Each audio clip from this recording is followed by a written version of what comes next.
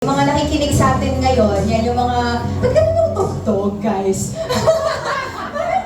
Okay, yung mga ano natin, audience natin ngayon, syempre curious sila. Sinabi ko kasi champion circle ka na.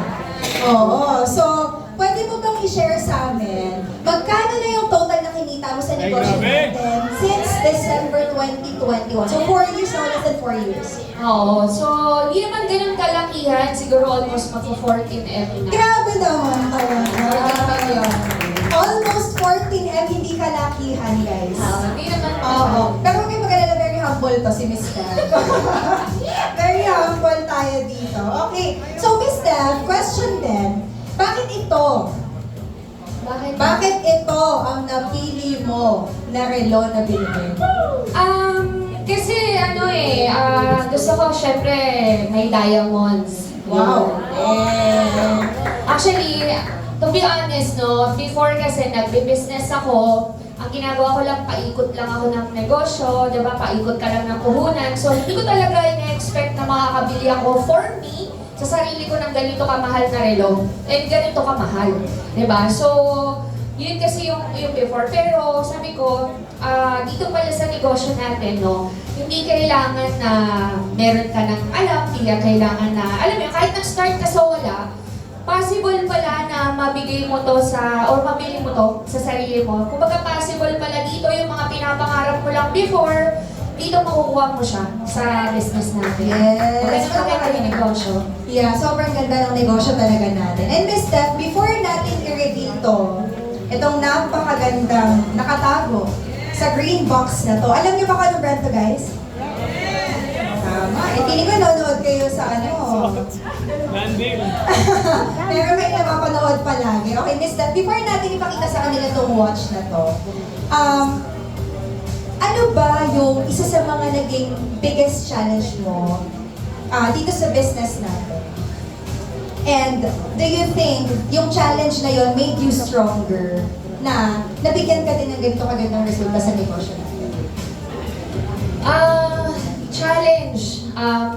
Yun nga, hindi naman siya naging madali. Siyempre, meron talagang araw na puyat ka talaga, di ba? Tapos, parang may mga sasabihin mo sa sarili mo, parang hindi yata para sa akin to. Kasi parang nung nag-start ako, isang buwan yata, ang dami ko, alam mo yun, dami ko nang ginawang effort, pero alam mo yun, wala pa rin resulta.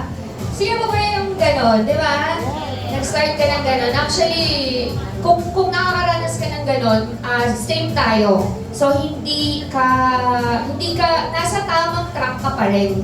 Kasi hindi ka lost, no? Kasi sa lahat naman na nag-start yan talaga, no? Yun nga. Tapos, syempre, ako as bilang housewife and a mom, di ba? Parang sa oras, yung time talaga, di ba? Hindi mo talaga siya alam kung paano mo pagkakasyahin eh.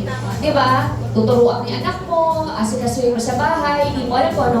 Di ba? Tapos magsasagot ka inquiries, etc. Di ba? So, hindi mo alam kung time management talaga. Sobrang challenging yan sa akin. And, yun nga, yung time na, syempre, hindi mo rin alam kung paano kakausapin yung mga tao.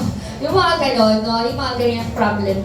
Yun, and actually, biggest challenge ko, na talagang challenge ko yung sarili ko, nakita ko kasi yung husband ko, ginagawa niya, bakit hindi ko kaya? Diba? Kaya ko rin yun. Diba? Kasi kailangan ko lang, alam mo kung ano? Ang kailangan mo lang dito, lakas ng loob. Tama eh. Kailangan lang talaga malakas yung loob mo. At saka, kailangan mo rin, yun nga, yung dedication. And lastly, kailangan mo maniwala. Yun talaga yung tiwala, yung faith, di ba? Kasi yung faith, yun yung pinaniniwalaan mo pero hindi mo pa nakikita. Yes. Hindi mo pa nakikita yan. Wala ba yan sa harap mo?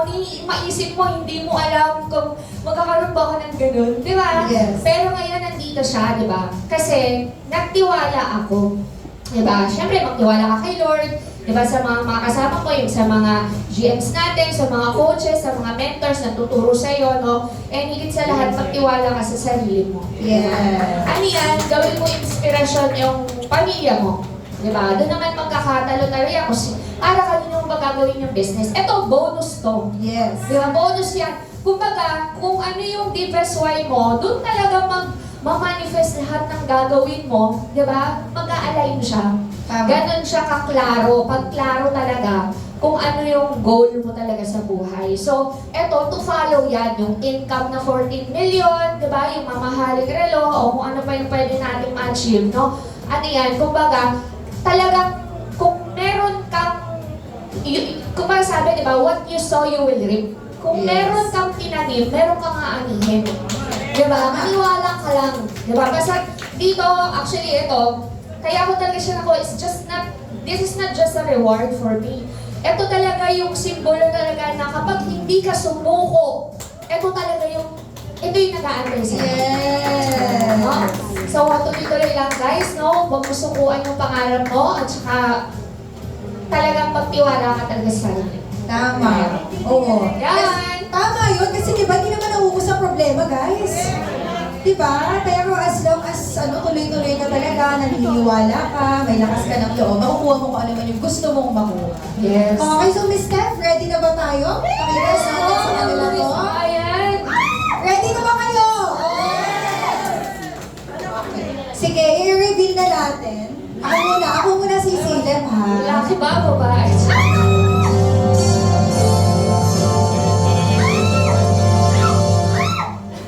Ang laman ng kahon! Ay! Yes, Napakaganda! Actually, Sisi, kakambal yan nung relo mo eh. Mas malaki lang eh. Oo, actually, Oo. parang ate siya ng relo ko. This one is, Ano yan? two-tone, 36mm. two-tone, 36mm black face with diamonds na, Oyster Perpetual Date Just. Chubiru. Sino ka dyan?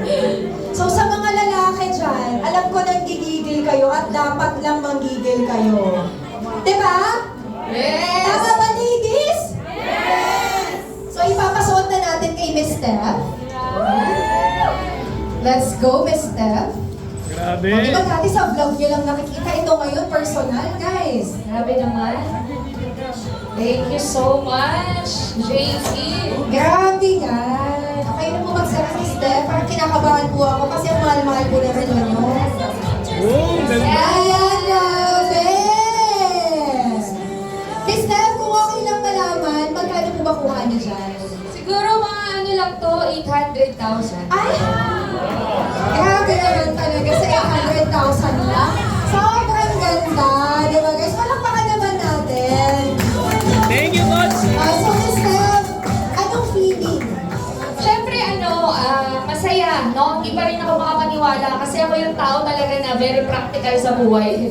Kumbaga, ito, 800,000 na relo eh. Parang, di ba, kung isipin mo, di ba, hindi naman kailangan bumili, di ba? Pero dahil nga, you have to reward yourself somehow, di ba? Tsaka kung may sobra ka pa naman, meron ka pa naman next week, okay yun. Di ba? Sa dami naman na nagawa mo na sa buhay, para sa family mo, di ba? Bigyan mo naman yung sarili mo, di ba? Yan, very, very important, huwag mong kalimutan yung sarili mo. And gusto ko lang mag-thank you, syempre, thank you, Boss Joe, Boss Carl, di ba? Dito sa napakagandang opportunity na to na binigay nyo sa bawat isa sa amin, and of course, sa lahat ng JC, yan, sa mga management, every mga GMs, coaches, no? And of course, sa aking loving husband na GM Kanishi Enda, Yeah. sa support, and of course, Team Chosen, hello sa aking mother team, and thank you so much, Miss Luis Abayan, no? Yun, so thank you so much po sa mga dito ngayon. Okay, before natin tapusin to, Miss Steph, ano ba yung matitip mo sa kanila na mga nandito right now, especially sa mga kababaihan, kagaya natin, Ayun. mag-achieve ng mga ganyang bagay? Ayan, so pinaka-tip ko lang, again, yun nga, sabi ko kanina, huwag mo sukuan yung pangarap mo. So, magtiwala ka lang sa sarili mo na kaya mo yan, no? Siguro, right timing lang, no? May kanya-kanyang timing yan, di ba? So, kung ano naman yung ginagawa mo, no? Maniwala ka na magbubunga din yan. Hindi yan, alam mo yon na automatic. Kasi, this is very rewarding, 800,000 na relo, di ba? Tapos Yes. gusto mo, kinabukasan, makukuha mo na agad. That's Tama. impossible, di ba? Kumbaga, ano ba yun? Suntok sa buwan. Grabe, sobrang imposible yun. So, syempre ito, di ba, in parang 3 years and a half, nakuha ko siya. Di ba? So yun, makikita mo talaga na dapat doable, achievable, and realistic naman, di ba, yung goal mo. Yes. So yung basta tuloy-tuloy ka, kung ano yung ginawa mo, makinig ka lang sa mga mentors mo, okay, yun lang. And then, pag-pray mo kung ano man yung gusto mo sa buhay. Ayan. Yes! So everyone, yeah, let's give it up for Miss Stephanie and palakpakan naman po natin. Tambal na rin, oh.